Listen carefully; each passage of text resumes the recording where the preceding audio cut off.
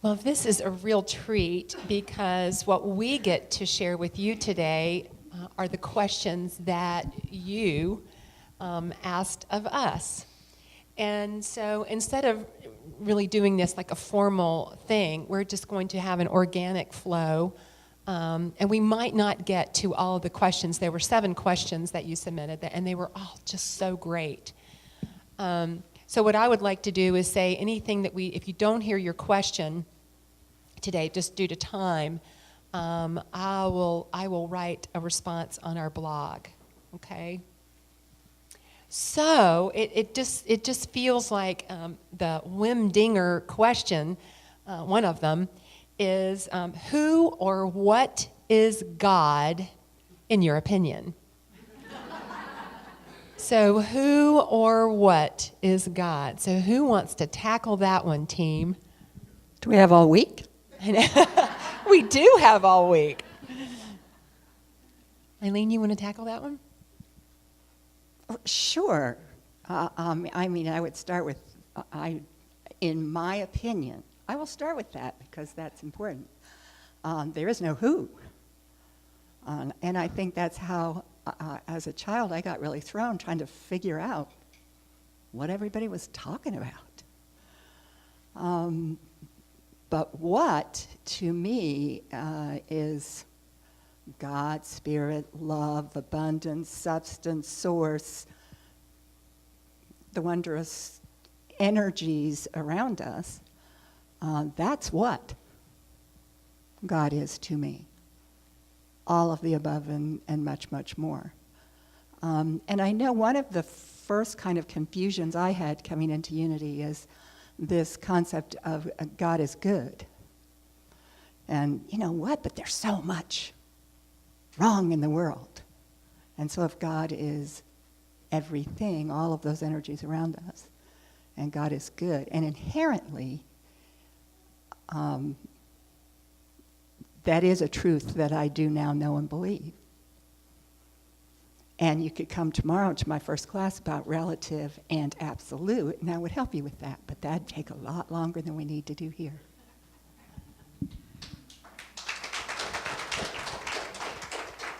I'll be there. Yeah, all right. In my opinion, I have no idea what God is. I think any belief we have about God is more a statement of ourselves than it is about God. There's a great book out called The History of God. Some of you may be familiar with it. Karen Armstrong, a religious scholar, has written it. And it's not really a history of God. It's a history of our God image or our God belief. And it has changed radically over the last 2,000-3,000 years.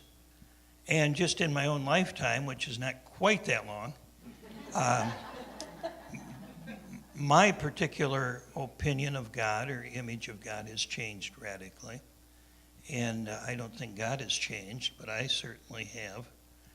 I think God, almost by definition, is the great mystery, the greater than that of which we can even conceive. You say it's not that we don't know, but we don't even know what we don't know about what God is. And so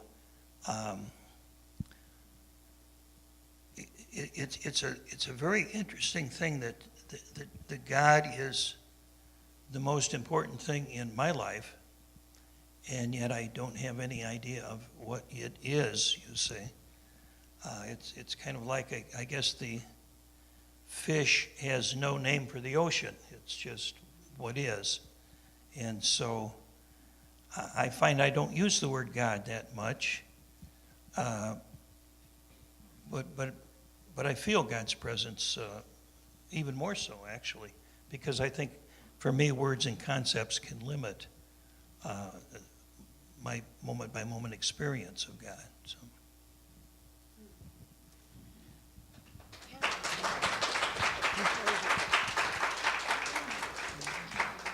Well, I think many of you know, I've talked about this a little bit as your questions have come to me because I get to be with you here every Sunday.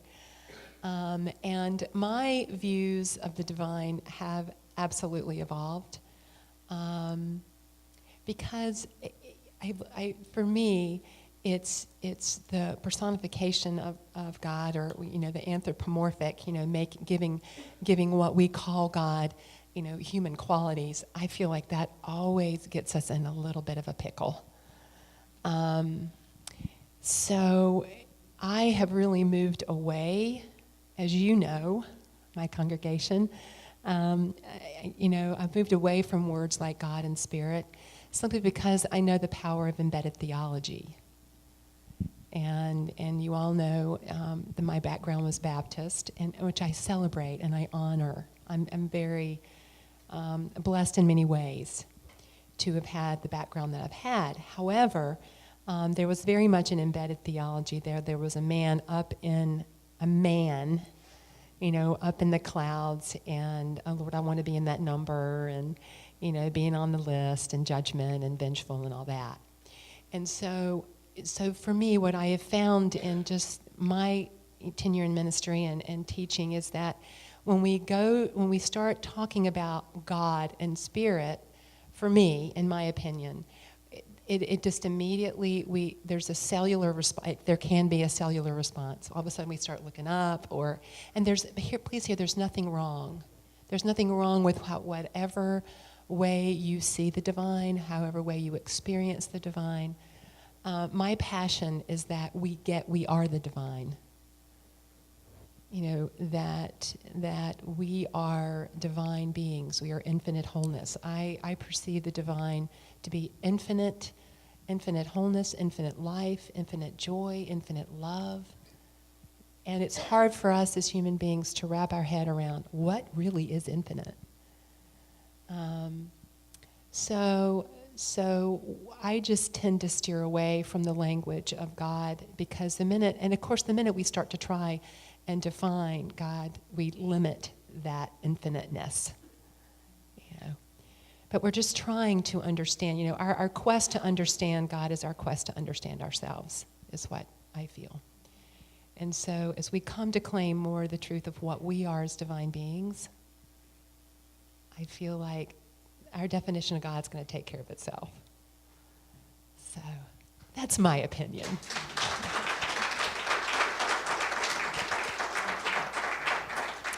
So on the wings of that question, I thought this was great.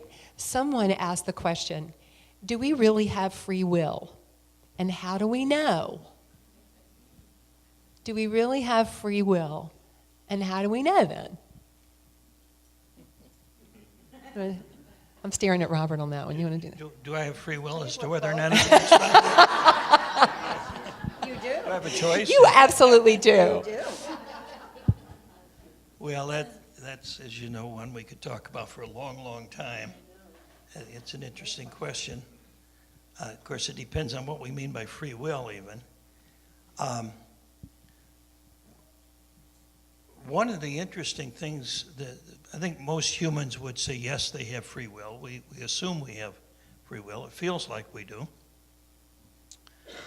But there was an interesting study done just very recently, and you may have heard of this or heard about it, where they did a fMRI on individuals, and they had the individual make a choice of pulling a lever with the right hand or the left hand, and they would ask a question. If the answer was yes, they'd pull this. If the answer was no, they'd pull this, and they'd watch the brain operate as the individual did this.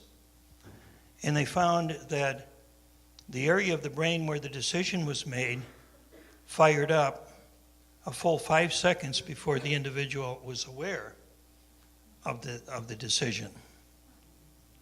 So it wasn't just 5 seconds before they pulled the lever, but before they were even aware of choosing to pull the lever. And it took another, 0.8 of a second for the hand to respond once the choice was made. So that raised a very interesting question, is that who's in there that's making these choices? Does our brain have free will? So yeah, it's a very interesting question. I think the bottom line is we have to certainly act as if we do, and we have to assume that we do, and that we have to take responsibility for the choices we make. There's no doubt about that.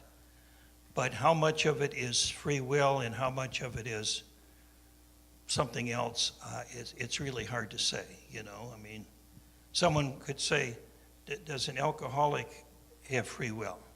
Can an alcoholic, do they have free will as to whether or not they take a drink?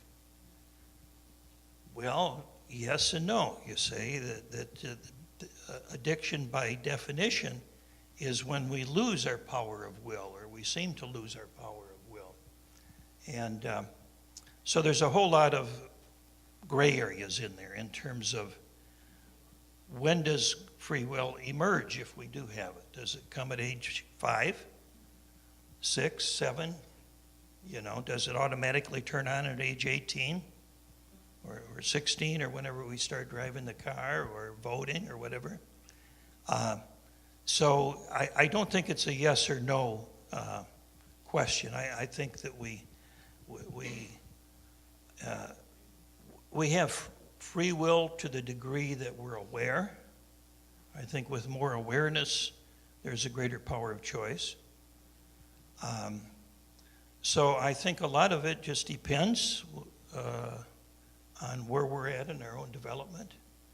And it's an interesting question, and it's an interesting topic to talk about. But I can't think of a quick answer to that question, other than we certainly have to act as if we do and take responsibility for our lives, whether or not we think we have free will or not. We're responsible for our choices, our words, our thoughts, and our actions. Yes.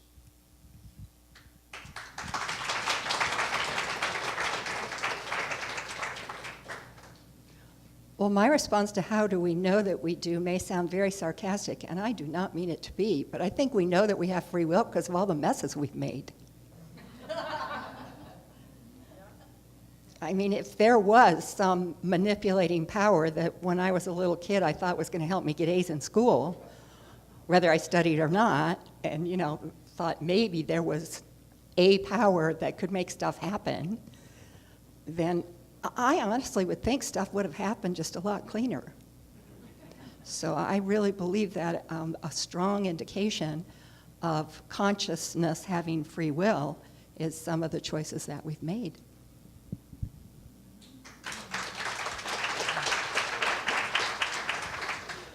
Well, my answer to this question was where we are in consciousness. Life is consciousness, and we teach that in Unity. And so wherever we are in consciousness is where are the choices that we make.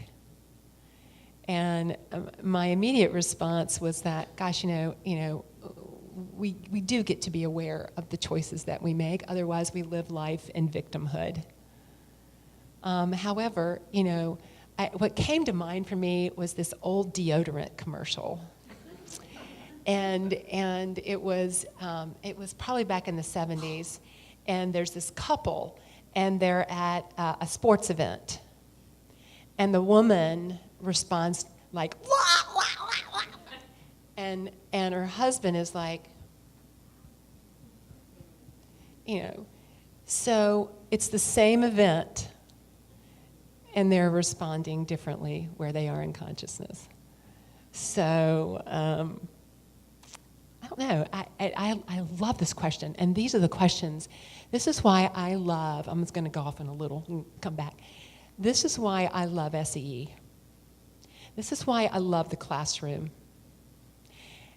Because we can chew on these questions that have such multi-layered answers. And is there a right answer to this question? I don't think so, like Robert said. But when we're in a learning environment, we can hear where each other is with it, and nothing is wrong, and we can just chew it. And what's important is, what do you think? Where are you in consciousness? Do you think that you have free will? And how do you know? Yeah, as teachers, I learned from the best. Flip it back on the student. But that's my answer to that one.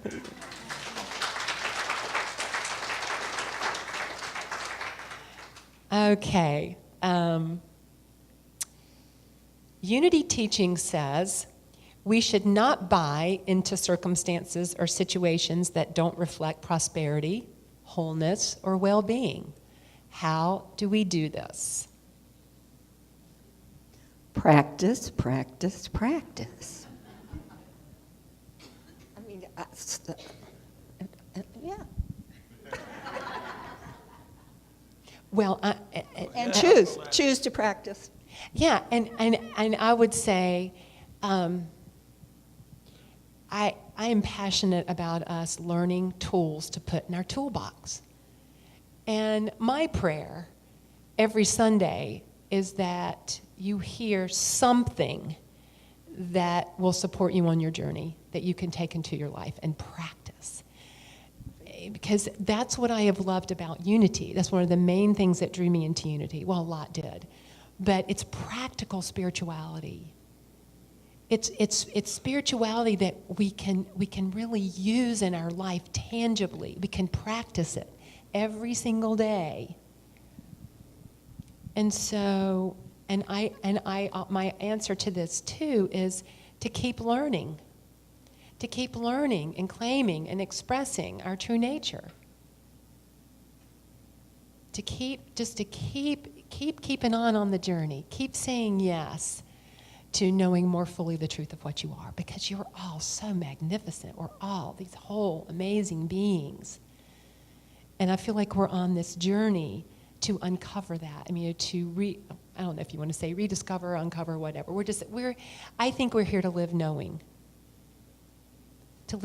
what we are.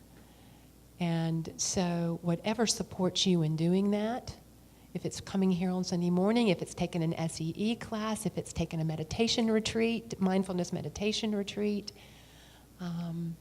whatever it is, I just say go for it. So what about you, Robert? The question was Unity teaching says we should not buy into circumstances or situations that don't reflect prosperity, wholeness, or well-being. How do we do that? Well, I would say that there are no circumstances or situations that don't reflect prosperity, wellness, That's a and great wholeness. answer. There aren't any. I mean, there's just life, and there's whatever label we put on it is up to us. And so whatever our life is, we can choose to call it good, bad, or indifferent. So I would just say there are no circumstances that are inherently anything. They're just what's here. I love Yeah. that.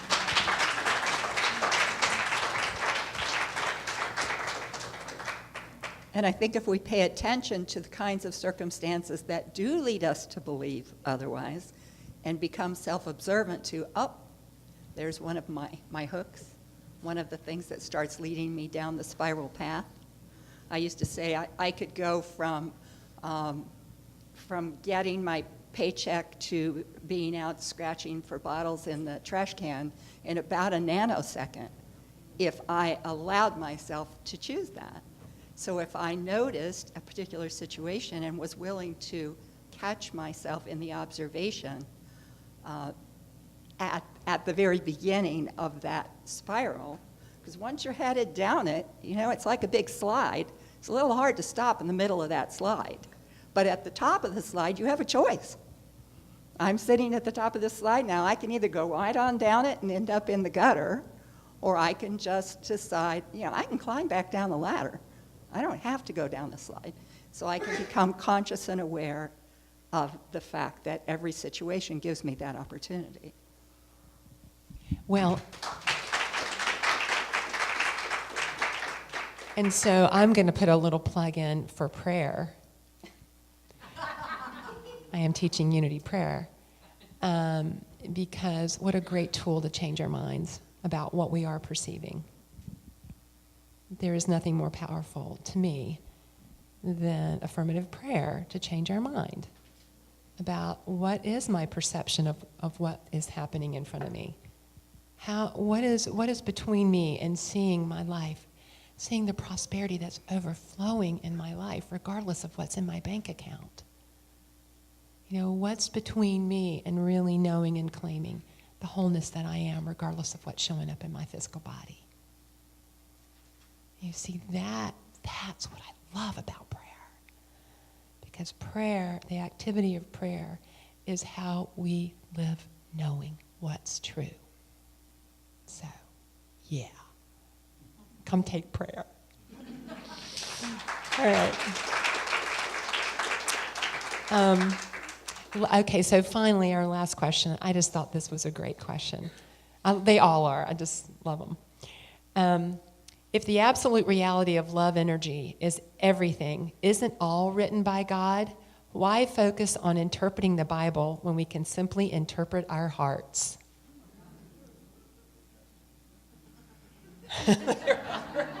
Who's teaching Bible this way?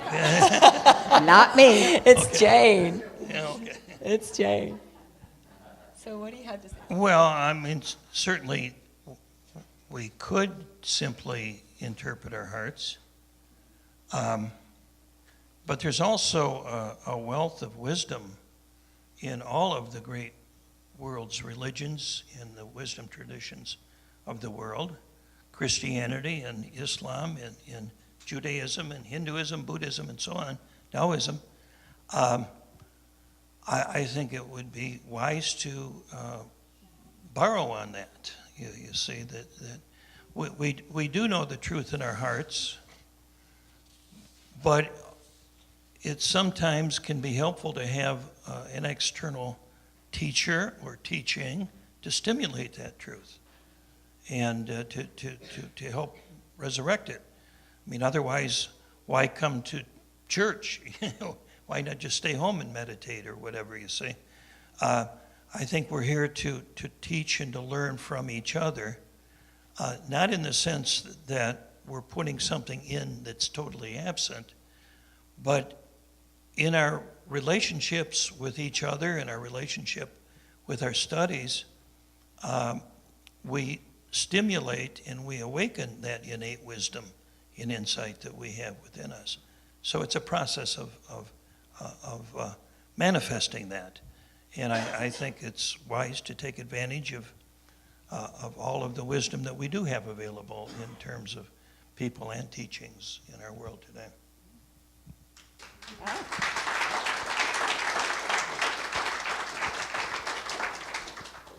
And you don't have to buy it all. And there's another place you don't have to buy into. Because I remember when I had to buy that big, thick Bible for ministerial school, and it's not something I had picked up a whole lot before that. I wasn't raised where Sheryl was. I was raised in a place that didn't use a Bible all that much. And it scared me. Because I used to think that every time I opened that dad-burned Bible, somebody was killing somebody else for what appeared to me no reason. And I'm thinking, why do I have to study that? Why do I have to keep studying how, Moses could say, let's just wipe everybody out because God doesn't like the way you just acted. And so I thought, it really made me nervous that I was going to have to spend a good deal of ministerial school studying that big, thick book. But as Robert said, there's an amazing amount of wisdom in there. But we must also use our inner knowing. And I don't know, interpret's always got a lot of baggage attached to it as well. Because interpret means, let me tell you what it means. Right? So if I'm going to tell you what X means in the Bible, not how can I take it in and see what it says to me. And so I had to learn to kind of get past some of those what it said to me that was about violence and we can wipe anybody out we don't like and so on, to move to some parts that really did speak to me. I used to love to teach from the Sermon on the Mount. And I can remember, and now I could remember, now whoa. Who used to say if the Christians lived the Sermon on the Mount, I'd be a Christian? It wasn't a Christian. Gandhi. See, I started to say Gandhi, and I thought, no, that's not right. You know, Gandhi said if Christians lived the Sermon on the Mount, I'd be a Christian. Because that is that place from which, you know, I'm the light of the world. Right there. Live that. Live that. I am the light of the world. Not God somewhere is, or somebody else is, or only people who are really good, not me. You could just sit with that one statement for a long time, which I have. You know, don't put your light under a bushel. I was really good at that. Put that bushel right on my head. Don't look at me. When I was a kid. And it's funny, I have this picture up here, and I have some need to explain it. Why does she show up with a dog and everybody else?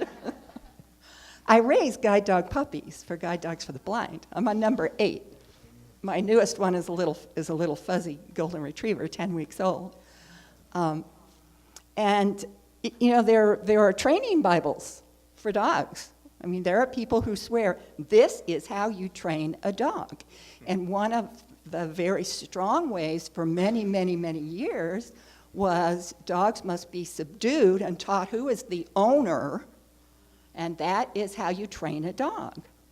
Well, in Guide Dogs for the Blind, the school that I work with, that I raise little puppies from 8 weeks to 16 months, and I'm on number 8, so I've learned a lot. I've evolved a great deal. Initially, the training years ago was you subdue the dog into doing the work that the dog needs to do so they know who's their boss. And the truth is now that all of our work with these dogs is very positive, affirming that the dog knows inherently what we're asking them to do. And for a guide dog, they must do what's called disobedient actions. They must refuse to go if the blind person says walk across the street and there's a car coming. So you can't subdue a dog into doing that, but you can not even train is not the right word, but you can encourage a dog to understand that their own knowing is what's safe and what's not. And that's then what they give to the person. So it's the same thing. If I only read those tough, subdue, kill everybody who gets in your way parts, and called that the Bible, then I wouldn't have a very positive view of it. But there's so much more.